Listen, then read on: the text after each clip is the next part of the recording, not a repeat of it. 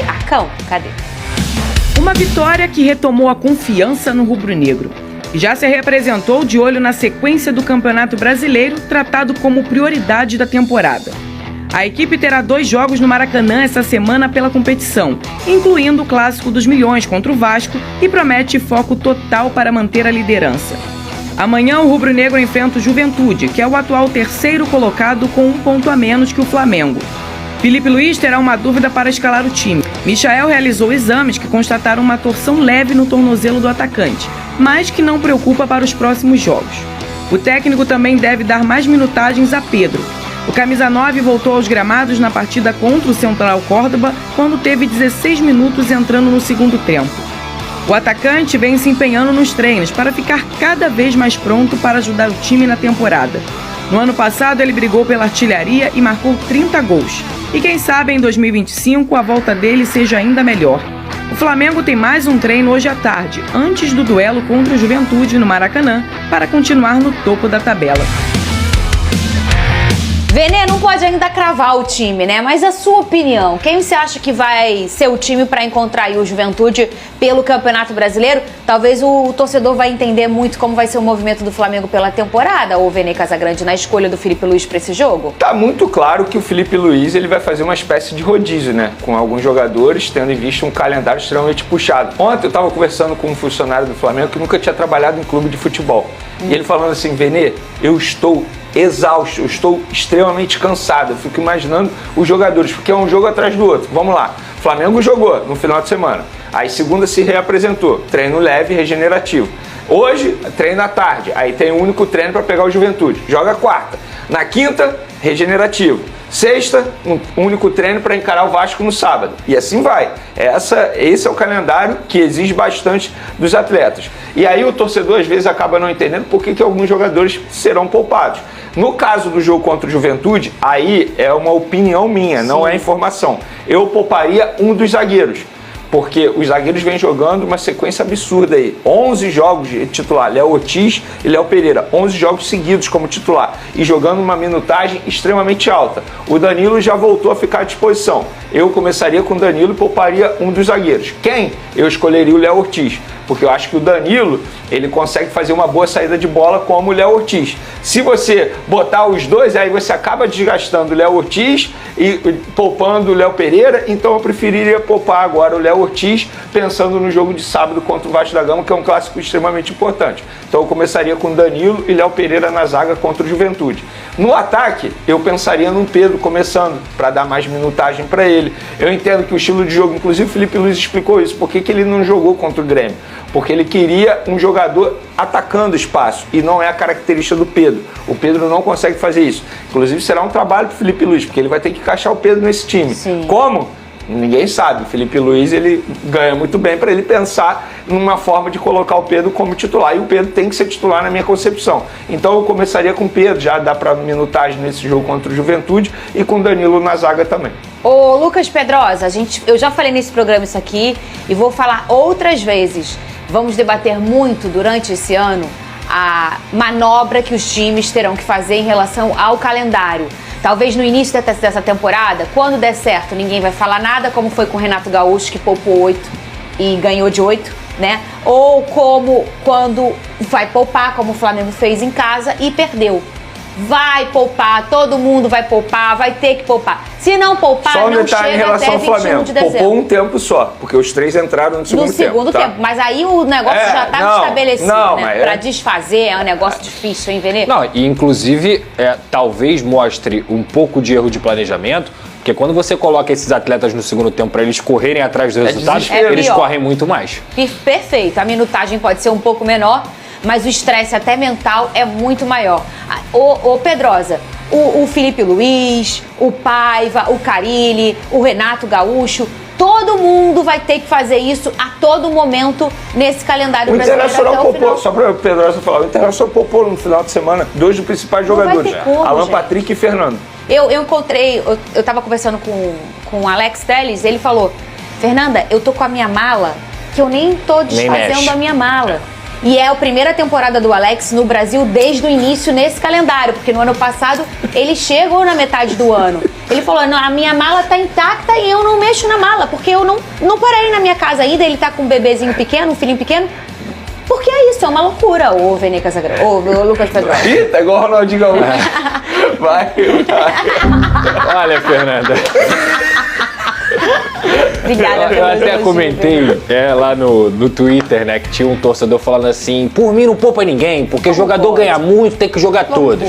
Gente, o torcedor que não entender que o seu time vai ter que poupar para não chegar em junho, você falou dezembro, é em junho. Se não poupar até junho, vai estar todo mundo fadigado, lesionado, e isso vai se transformar em derrotas. Então hoje o futebol é profissional, gente. Não é uma escolha que o torcedor quer. O técnico, ele ouve a fisiologia, o técnico ouve o departamento médico. Hoje tem a tecnologia que você sabe se o cara vai estourar ou não, o que ele precisa fazer ou não.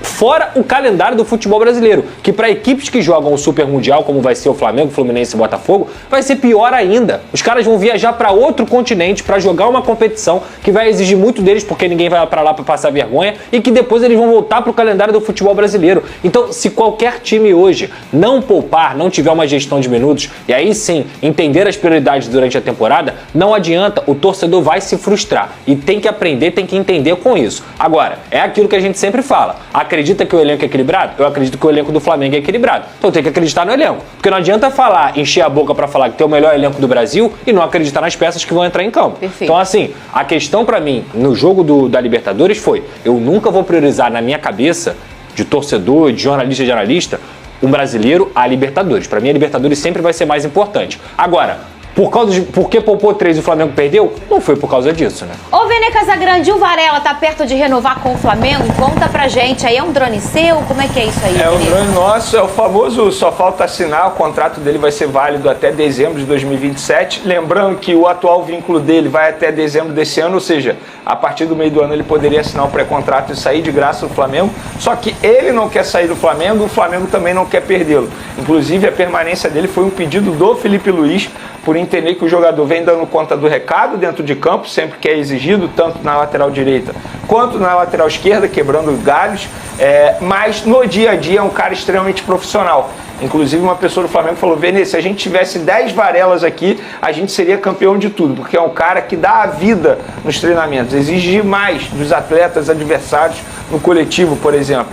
Então é um jogador que muitos torcedores não querem a permanência, mas se a gente for parar e analisar custo-benefício, vale muito a pena para o Flamengo, porque o salário dele não é alto e é um jogador que consegue entregar dentro de campo e ainda tem o gosto do treinador. Eu acho isso extremamente importante. Se o Felipe Luiz quer tê-lo no elenco, eu acho que a diretoria tem que buscar sim a permanência dele. Buscou e agora vai renovar o contrato até dezembro de 2027. Veja como é que é o futebol, né? A gente olhando dois personagens, que é o Gerson e o Varela, que já teve um assunto aqui, um arranca-rabo que foi fora do tom até, porque a gente está acostumado no futebol, né? Tiveram agressão física, o Gerson socorreu. O Varela jogou de máscara. Jogou de máscara por conta do nariz, depois de sofrer agressão. E aí a gente está falando de um Gerson que já está num caminho bacana, o mais importante jogador do Flamengo na última temporada e continua trilhando para ser mais um nessa temporada também. Teve a sua renovação, o Varela se reinventando, sendo super versátil e também encontrando a sua renovação. Essa última aí que eu comentei na minha introdução, Flamengo roubando, entre aspas, um jogador do Corinthians, para vocês entenderem. Eu publiquei ontem nas minhas redes sociais, a diretoria do Flamengo, na figura de José Boto, acertou a chegada do meia Bruno Xavier, chamado também de Bruninho por alguns, que estava no Corinthians e pertence ao Atlético de Minas Gerais. O jogador de 18 anos chega ao Flamengo por empréstimo com opção de compra de R$1,5 milhão por 80% dos direitos econômicos e para fazer parte do Sub-20. O Corinthians até tentou comprar Bruno em definitivo, mas negociou uma redução do valor da opção de compra. Estava estabelecido que a opção de compra era de R$2 milhões. Porém, não teve acordo. Não teve acordo por quê? Porque o Atlético recebeu uma proposta do Flamengo e o Atlético preferiu fazer um negócio com o Flamengo e emprestar esse jogador ao Flamengo. E a negociação foi conduzida por José Boto, para vocês entenderem, porque hoje o Sub-20 está ligado diretamente ao departamento de futebol do elenco profissional. Então, tudo que acontece no Sub-20 é sob o comando de José Boto. Segundo informações do jornalista Miguel Júnior, Mário Götze está muito próximo de ser o novo reforço do Flamengo. O meia alemão, conhecido mundialmente por ter sido o herói da Alemanha na final da Copa do Mundo de 2014 ao marcar o gol do título contra a Argentina, está animado com a possibilidade de atuar no futebol brasileiro. Aos 32 anos, Götze ainda tem bastante lenha para queimar e chegaria ao Flamengo com a missão de ser uma das lideranças técnicas e motivacionais do elenco comandado por Filipe Luís. O técnico rubro-negro, inclusive, ficou bastante entusiasmado com a chance de trabalhar com o jogador, já que conhece bem o seu estilo de jogo e acredita que ele se encaixa perfeitamente no projeto tático do time. Mário Götze tem uma carreira consolidada na Europa, com passagens marcantes por gigantes como Borussia, Bayern de Munique e PSV. Mesmo não estando mais no auge físico, o jogador ainda demonstra muita qualidade técnica, visão de jogo e experiência internacional, algo que o Flamengo valoriza bastante no momento. A diretoria, liderada por José Boto, já iniciou os contatos com os representantes do atleta e pretende apresentar uma proposta concreta nos próximos dias. Segundo a apuração do jornalista, a ideia é oferecer um contrato de 3 anos, apostando não apenas na contribuição em campo, mas também no impacto de bastidor e na influência positiva sobre os jogadores mais jovens. A chegada de Götze seria vista como a principal contratação do Flamengo para o Super Mundial de Clubes, competição que o clube vem se preparando com muita ambição. Ele sempre demonstrou respeito pelo futebol brasileiro e estaria empolgado em jogar diante da nação rubro-negra, no Maracanã lotado, com a energia única que só o Flamengo tem. Caso o acerto seja concretizado, Götze será um dos maiores nomes internacionais a vestir a camisa do clube, entrando para uma seleta lista de estrangeiros que fizeram história no Flamengo. E aí, nação, você gostaria que Marino chegasse no Flamengo? Comenta aqui embaixo, deixa a curtida no vídeo e se inscreve no canal para não perder nenhuma novidade sobre o Mengão. Saudações rubro-negras!